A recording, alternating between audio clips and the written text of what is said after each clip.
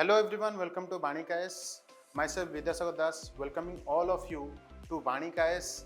And तमन को पाई आज गोटे मु अनाउंसमेंट आनी एंड सही अनाउंसमेंट होची FTD. तो FTD कौन समस्ते फर्स्ट ऑफ ऑल जान रखिबा दरकार जो फ्री टेस्ट डिस्कशंस बाणी KS तमन को पाई कंडक्ट करिया को जाउची. एज यू नो OPSC तरफ रु पाखापाखि तमन को पाई टेंटेटिव डेट बाहरी साची से होची September and October for prelims.